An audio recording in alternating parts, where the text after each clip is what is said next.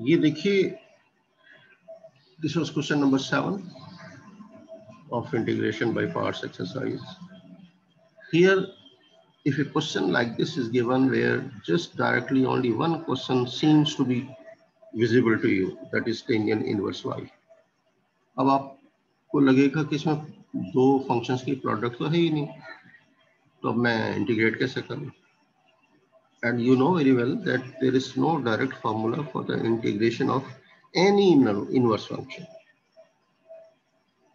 So you had to make it a product of two functions, and we assume one as the second function. और one से आप इसको multiply कीजिए. Now 1 dot tangent inverse y, these are the two functions. One is called the algebraic function, remember. 1x, x square, x cube, any value of x or any power of that, or maybe y, so any other variable. And second is inverse trigonometric function. So I told you last time one rule, this again is visible to you, LIATE. In this sequence, whatever the function is coming first, that you will consider as the first function, and this function which is coming next, that you will take the second function. So you have to decide which of the function should be taken first, and this is the rule.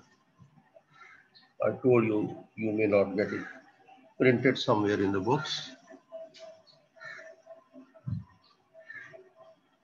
So L is the logarithmic function. Well, in tangent inverse y, there is no logarithmic function. Okay, I, the inverse trigonometric function. Yes, tangent inverse y is there. So we'll consider this as the first function. Then is algebraic function. Surely one is the algebraic function. We will take it as the second function. After deciding this, now we apply the formula. Formula is first function integration of the second minus sine of integration, then cut paste it, integration of the second, and then you differentiate the first function. So at the same time you are doing integration, and in the same case you are doing differentiation. You have to be very much careful that at this particular stage you are differentiating or integrating. Or अक्सर students, I have seen them intermixing the two concepts. दिमाग में है कि differentiate करना और कर रहे हैं integrate. पता है कि मुझे integrate करना है, आप कर रहे हैं differentiate. तो इतना confuse होने की जरूरत नहीं है. Be mentally alert. और अगर होशो हवास में रख के नहीं काम किया, इधर का उधर कर दिया, तो मैथमेटिक्स में कोई भी मिस्टेक, सिली मिस्टेक नहीं होती. I am telling you, every step is very important. A single mistake will lead you to the disaster. So be careful. Well, my tangent inverse y is the first function and 1 is the second function. I am applying this formula which is written in front of you. First function tangent inverse y as it is. Integration of 1 with respect to y will be y. Okay.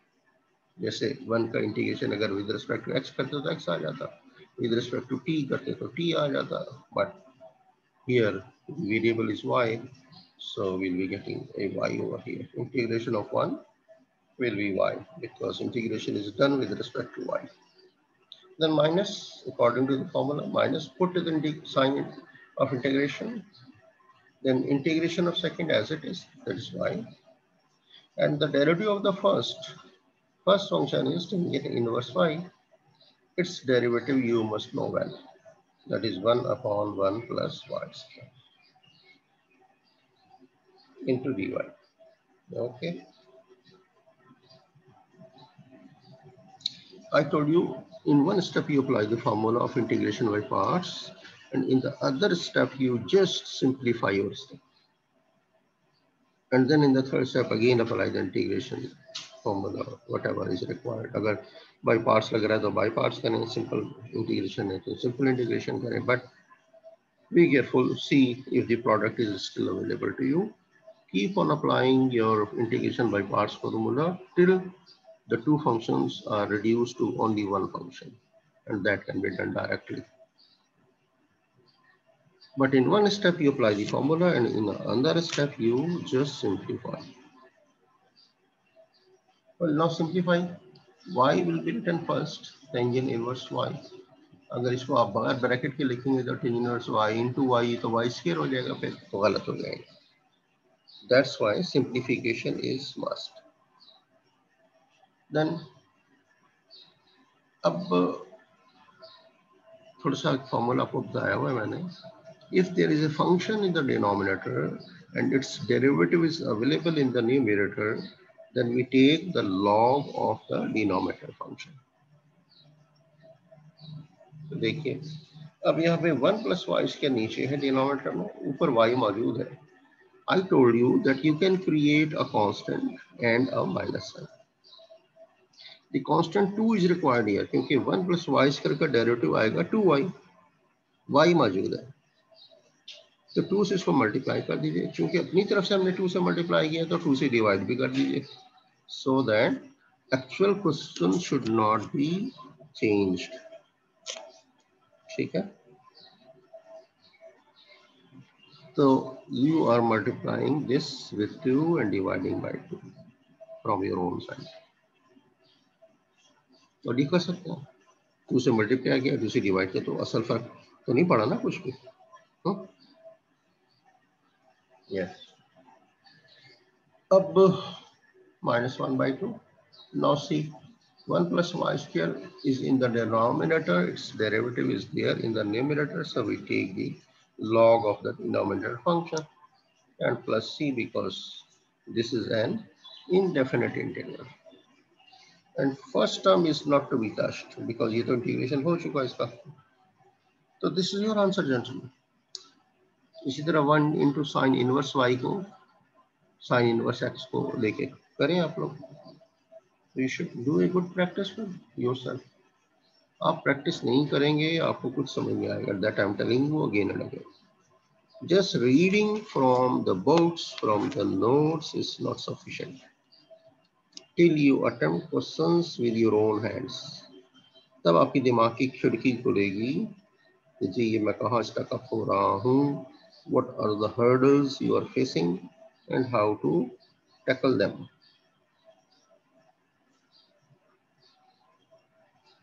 तो पढ़ने से नहीं आएगा ये math. Notes दे दूं बस वो पढ़ लिया और सुन लिया बस काफी. My notes are not sufficient. I had been telling you right from the day first. Mathematics में मेरा पढ़ाया हुआ काफी नहीं होगा. यस, कंसेप्ट आपको बता दिया, फॉर्मूला समझा दिए, एक दो सिंपल क्वेश्चन करा दिया, लेकिन you will grip the subject matter till you do the questions with your own hands. वरना नहीं आएगा.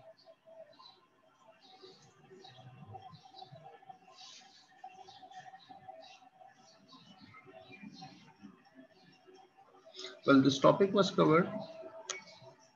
मैंने सारा आपको करा दिया था. जब टी स्क्वायर होगा तो हम दो दफा अप्लाई करेंगे. फार्मूला अप्लाई किया फिर सिंप्लीफाई किया, फिर फार्मूला अप्लाई किया फिर सिंप्लीफाई किया. This question was done by me. आप लोग पढ़ें. ये देखो ये क्वेश्चन है, x log x कैसे किया था. अब x भी और log x भी कैसे किया था मैंने बता दिया. आपको इसलिए याद नहीं है कि आपने प्रैक्टिस ही नहीं की. घर जाके घर में बैठे हो लेकिन किताबें फिर खोली नहीं क्लास के बाद. माय नेक्स्ट इंपॉर्टेंट टॉपिक जिससे आपके पेपर में सवाल होगा, पीछे भी सारे सवाल होंगे, कोई भी ऐसा टॉपिक नहीं होगा जिसमें से सवाल नहीं आएगा, सब में से होंगे. ठीक है, ये भी टॉपिक आज को पढ़ा रहा हूँ, आप गौर से सुन लो. This is exercise number 7.2 techniques of integration, and here substitution and integration by parts. इसमें कुछ सब्स्टिट्यूट करेंगे और फिर इंटीग्रेशन बाय पार्ट्स भी करेंगे. चलिए देखिए, मेरे ख्याल में ये भी मैंने करा दिया था, यस करा दिया था ना, बोलते क्यों नहीं हो? कानों में आवाज नहीं आ रही आप लोग? जी जी सर। कर लिया था ना ये, जहाँ मैं जी थीटा वाला सवाल लेकर किया था। यस सर, क्वेश्चन 29 कर लिया।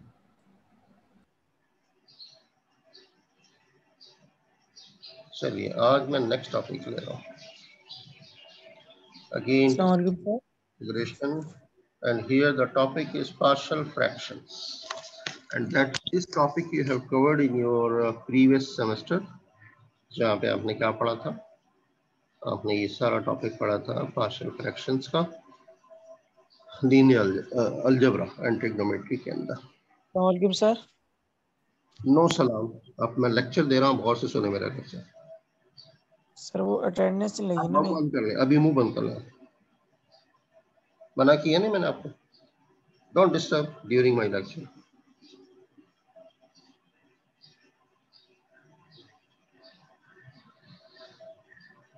Now, if you recall your previous class, there you studied 4 cases in case of partial fractions. मुझे तो याद है, आप लोग को याद नहीं होता क्योंकि आप स्टूडेंट हैं, आपको तो याद रखने की जरूरत नहीं है। पहला केस था when the factors in the denominator are linear and distinct, अलग अलग है, जुदा जुदा है, लीनियर है। लीनियर समझते हैं जिसमें x की पावर 1 होती है। अगर एक फैक्टर है x+1 और दूसरा है x-3, तो ये दोनों फैक्टर्स अलग अलग हैं, लीनियर पावर के साथ हैं और डिस्टिंक्ट है, जुदा है, सेम फैक्टर नहीं है। ये है पहला केस आपका। Second case, when the factors in the denominator are linear but repeated, जिसमें पावर आ जाए। यहाँ तो लीनियर, देखिए जैसे एक फैक्टर हो गया x-1, दूसरा फैक्टर है x-2 और उसकी पावर 3 है, x-2 होल पावर 3, तो ये फैक्टर 3 दफा रिपीट हो रहा है लीनियर। तो this is the second case. The third case is when the factor in the denominator are quadratic and distinct, इसको irreducible कहते हैं, जो फर्दर हम क्वाड्रेटिक से इसको और सिंप्लीफाई नहीं कर सकते। जैसे x² - 1 होता है, क्वाड्रेटिक है, लेकिन इसको हम फैक्टराइज कर सकते हैं ना, x+1 और x-1। ऐसे फैक्टर नहीं, इररिड्यूसिबल, जो फर्दर रिड्यूस ना हो सके। मसलन जैसे x² + 1, ये ऐसा फैक्टर, इसके हम मजीद फैक्टर नहीं बना सकते, तो ये कहलाता है क्वाड्रेटिक, इररिड्यूसिबल क्वाड्रेटिक फैक्टर। ऐसे फैक्टर्स डिनोमिनेटर में मौजूद हो और डिस्टिंक्ट हो, quadratic factors but they are distinct. This is your third case. And the fourth case is the factors in the denominator are quadratic but repeated.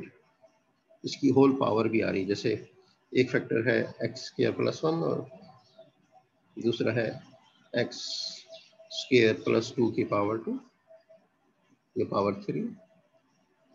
अच्छा, जरूरी नहीं होता कि फिर ये सारे ही क्वाड्रेटिक हो, इसमें अमलगामेशन भी हो सकती है पिछले केसेस की। जैसे एक फैक्टर है x-1 और दूसरा है x+1 की पावर, सॉरी x² + 1 की पावर 2। ये सारे डिनोमिनेटर में है ये फंक्शन, याद रखिएगा। ये सब आपने पढ़ा हुआ है। जब मैं बोलता हूँ कि इसको याद करो, रिकॉल करो, तो दिमाग की खिड़की आपकी खुलती नहीं है, तो कभी और सी चीज़ों को पढ़ा ही नहीं होता, दूसरा याद भी नहीं रखा होता। आपको तो चाहिए हर वक्त आपके सामने एक नोट्स हो और नोट्स के पीछे कोई बंदा बोल रहा हो, बस। अपना दिमाग न चलाना है ना हाथ चलाना है, तो आपके इमेजेस नहीं बनेंगे कभी भी, कंसेप्ट्स नहीं क्लियर होंगे। समझे, मैथ पढ़ने से नहीं आता, याद रखो, मैथ करने से आता है। Well, I am taking the first question, और ये पहले केस से ही ताल्लुक है इसका। पहला केस क्या है? When the factors in the denominator are linear and distinct, लिख लो अगर कहीं तौफीक अल्लाह ने दे रखी, कोई कॉपी पेंसिल लेके बैठे हो।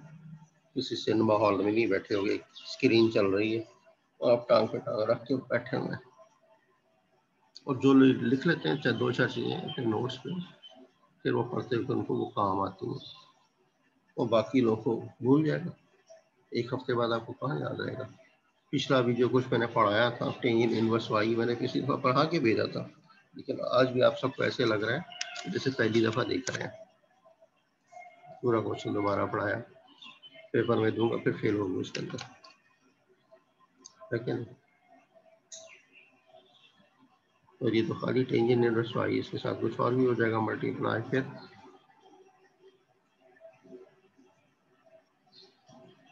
जी चले आगे चलते हैं। Question number 1, expand the quotients into partial fractions. ये तो उसने खाली पार्शियल फ्रैक्शन दिया है, ये आप लोग को नहीं मैं कराऊंगा क्योंकि ये तो आपको आता है, सब किया हुआ है ना माजी में। ये आपके पिछले सेमेस्टर का सारा कहानी कि इसको पार्शियल फ्रैक्शन में कैसे चेंज करना है। मोटी मोटी बात बता देता हूँ। एक फैक्टर के ऊपर आप एक कांस्टेंट लें, पहला फैक्टर लिखते हैं x-3, फिर दूसरा कांस्टेंट लें, दूसरा फैक्टर लिख लें। ये नहीं, हमने इन डिनोमिनेटर के फैक्टर्स को अलग अलग करके लिखना है, मकसद ये, ठीक है। फिर आप इसका एलसीएम लेते हैं, फिर आप एक के डिनोमिनेटर को इक्वल टू 0 रख के देखते हैं, x इक्वल टू 3, इस इक्वेशन में x इक्वल टू 3 रखें, एक कांस्टेंट आ जाएगा, a आ जाएगा, फिर b आ जाएगा, a और b की वैल्यू रख दें इस इक्वेशन 1 में, और that's it, that is the resolution of your partial fraction. इसको हमने रिजॉल्व कर दिया। ये पहले एक ही डिनोमिनेटर में दोनों थे, अब ये अलग अलग हो गए। असल कहानी ये होती है पार्शियल फ्रैक्शन। अब वो कहता है अच्छा जी इसको जरा ए बी तो रख लिया आपने, ए की जगह 2 आ गया और बी की जगह 3 आ गया, that's good, now you are to integrate it. असल चीज तो ये है कि इंटीग्रेट करना है। देखें आप, just put the integral sign दोनों के साथ और dx ये साथ लगाइए, ठीक है। ये चीज लेफ्ट साइड पे, यानी पहले तो ये हमने सिर्फ पार्शियल फ्रैक्शन किया है, now we are going to integrate it. So put the integral sign and dx with every term on the right side and as well on the left side. ये चीज तो हमें मालूम करनी है जो लेफ्ट पर है, so let it be as it is। और यहां पर आप देखिए पहली term on the right side, this is 2 upon x minus 3 dx। if you just concentrate, इस 2 को तो कांस्टेंट हम बाहर लिख सकते हैं, अब बचेगा ये 1 upon x minus 3। x minus 3 का डेरिवेटिव क्या होता है 1, पता है ना, 1 ऊपर मौजूद है, क्योंकि तो हमने बाहर निकाल दिया, अब यहाँ 1 बचा है। तो किसी फंक्शन का जो डिनोमिनेटर में मौजूद है, if its derivative is there in the numerator, how do we integrate, we just take the log of the denominator function. तो नीचे जो है उसका लॉग ले लिया, तो 2 log x minus 3 ना। सिमिलरली इस 3 को बाहर निकाल दें, कांस्टेंट है फ्रॉम द इंटीग्रेशन। अब x minus 2 डिनोमिनेटर में है, इसका डेरिवेटिव क्या आएगा 1 आएगा, वो 1 ऊपर आ गया ना आपके पास। इस सूरत में इंटीग्रेशन का क्या आंसर आएगा log x minus 2। जब सारी टर्म्स लॉग में आ रही होती है तो थोड़ा सा एक स्टाइल है लिखने का, तो कांस्टेंट c लिखने की बजाय log c लिख दो, कोई फर्क नहीं पड़ता, ठीक है। ये एक जस्ट एक कन्वेंशनल स्टाइल, एक तरीका होता है। If every term is coming in log, so you may right log c constant, ये भी कांस्टेंट ही है, कांस्टेंट ऑफ इंटीग्रेशन। अब इनको पावर्स में ले जाए, ये जो 2 था ना, एक फॉर्मूला बताया था मैंने n log m, तो n जो है वो पावर में चला जाएगा, तो लिखा जाएगा log of m power n। तो ये log ऑफ ये m हो गया x minus 3m, और इसकी पावर 2 हो गई, ये n है। In the same style you write the second term, the coefficient है it will become the power। ये सिर्फ log की प्रॉपर्टी यूज हो रही है, ये log c ऐसे रहेगा।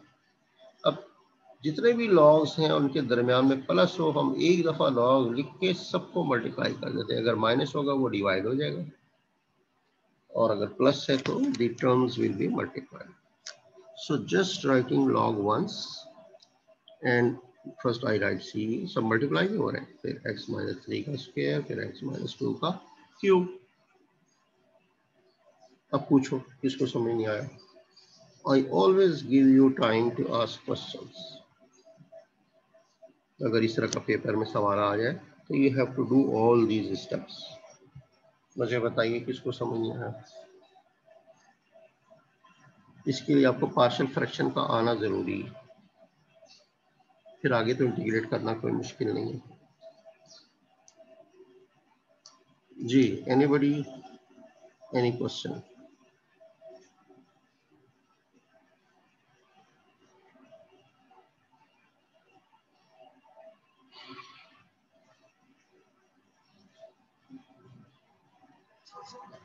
जी, अटेंडेंस लगा के चले गए सब लोग?